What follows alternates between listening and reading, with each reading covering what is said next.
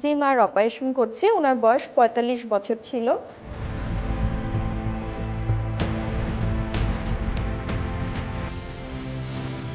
২ সপ্তাহ আগেই খেয়াল করেছে তার ব্রেস্টে একটি চাকা। আমরা আল্ট্রাসনোগ্রাম করেছি, ম্যামোগ্রাম করেছি এবং কোর বায়োপসি পরীক্ষার মাধ্যমে নিশ্চিত হয়েছে যে তার ব্রেস্টে ক্যান্সার হয়েছে।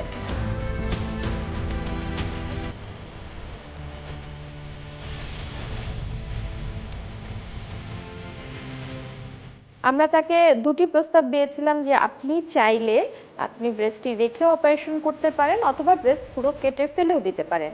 এই ক্ষেত্রে উনি সবকিছু শুনেছেন, বুঝেছেন এবং তারপরে উনি বলেছেন যে তিনি পুরো ব্রেস্টটি কেটে অপারেশন করতে চান।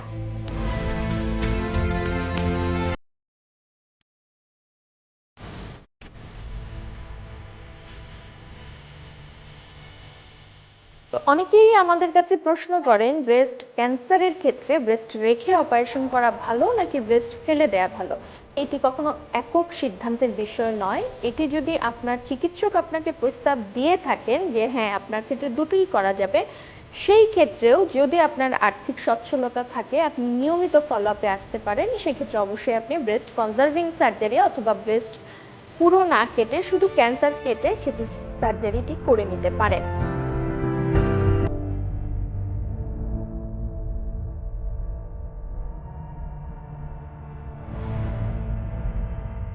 যেহেতু উনি পছন্দ করেছেন যে পুরো ব্রেস্ট কেটে ফেলে দিবেন, এই কারণে এই পদ্ধতিকে আমরা বলি মাস্টেকটমি। মাস্টেকটমি অপারেশন করেছে আমাদের পুরো প্রক্রিয়াটি করতে প্রায় ঘন্টাখানেক সময় লাগে এবং কেটে ফেলা স্তন এবং বগলের যে টিস্যু সেগুলো আমরা আবার পরীক্ষায় পাঠাবো। ওনার পরবর্তী চিকিৎসায় রেডিওথেরাপি লাগবে কি লাগবে না সেই সিদ্ধান্ত হবে। তবে অবশ্যই এই ক্যান্সারের পরবর্তী সময়ে যে অ্যাডজুভেন্ট কেমোথেরাপি সেটি তার লাগবে। এবং আমরা আশাবাদী যে এই অপারেশনের পর ওনার হয়তো ২ সপ্তাহ লাগবে সুস্থ হয়ে যেতে এবং পরবর্তীতে হয়তো ১ মাসের মধ্যেই উনি কেমোথেরাপি শুরু করতে পারবেন এবং একটি পরবর্তী সময়েও ওনার ভালো কাটবে, উনি সুস্থ হয়ে উঠবেন।